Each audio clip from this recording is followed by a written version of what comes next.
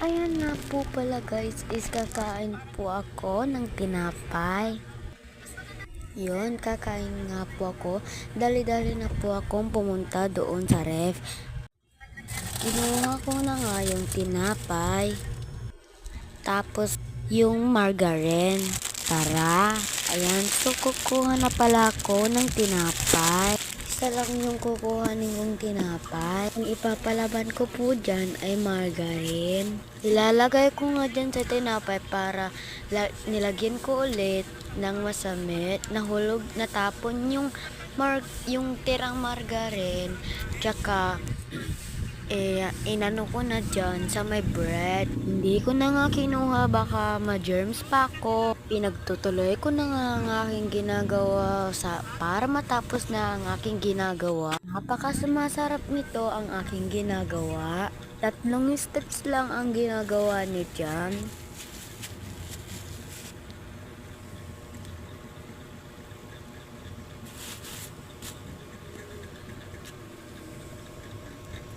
Tinuloy ko na nga yung pag-voice over ko kasi ang ingay ng katabi ko. Ayan guys, is matutapos na yung ginagawa ko sa pagpapalaman sa may tinapay. Hindi ko nga nasaksak yung mic ko, yung microphone ko kasi hindi siya gumagana sa cellphone ko. Sa akin ko na lang siya ginagamit. Cellphone na ginagamit ko ay akin. Bale, para matatapos ako sa aking ginagawa.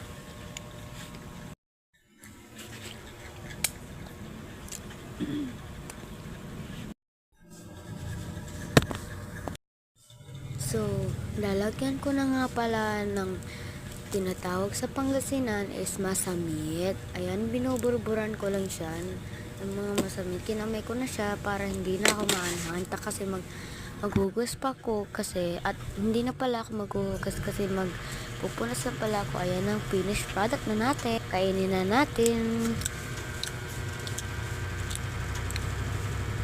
Medyo nasarapan nga ako dyan sa may ginawa kong tinapa. Talagang masarap naman talaga ang pinaggagawa ko dyan sa may tinapay. Promise, masarap yan at dapat i-try nyo rin yan kasi 3 steps lang yung pinagkakagawa ko dyan. Sarap guys!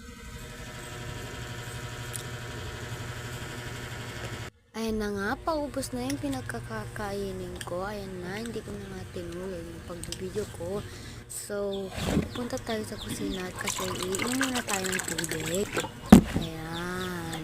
Ayan, so kinuha ko na nga yung tubig at baso. Ayan, binuhos ko na dyan. Tapos, iinom na tayo. Ayan.